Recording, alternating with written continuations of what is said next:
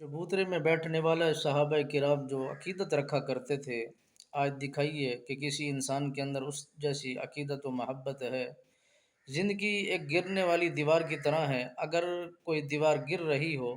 تو انسان یہ چاہے گا کہ اس دیوار کے بالکل سامنے بیٹھ جائے اور اس کے سائے میں رہے، اور اپنے آپ کو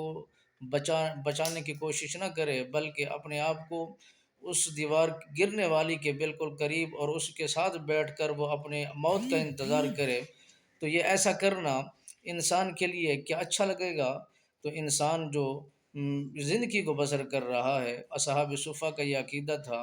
اور ان کی جو محبت کا تقاضا تھا وہ یہ تھا کہ وہ اپنی جان و مال کی پرواہ نہیں کیا کرتے تھے۔ جب بھی بات کرتے تو میرے آقا انعامدار صلی اللہ علیہ وسلم سرکار کے حسن و جمال کی بات کرتے، کبھی بھی آپ نے جان دینے میں، مال دینے میں گریز نہیں کیا۔ آج ہمیں اسلام ملا ہے، پھلا پھولا ملا ہے، اس میں جنہوں نے بازیاں لگائی ہیں، کوئی ایسا ایک جوان تو دکھایا جائے اس دور کے اندر جس نے ریت گرم پر اپنی پشت کو رکھا ہو اور اسے میخیں گاڑی گئی ہوں، اسے اذیتیں مختلف انداز میں دی گئی ہوں، اور ان کی گردنوں میں رسیاں ڈال کے انہیں گھسیٹا گیا ہو۔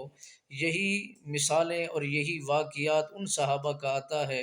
جن کے عقیدت و محبت کا یہ عالم تھا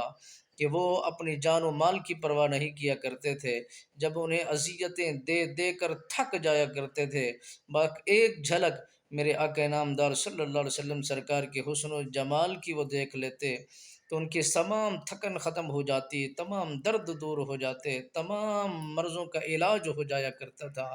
کیونکہ اے آپ شفا کل بن کے آئے اور مختار کل بن کے آئے، جسے بھی ایک نگاہ دیکھتے تو اسے شفا مل جایا کرتی تھی، انہیں تندرستی حاصل ہو جایا کرتی تھی۔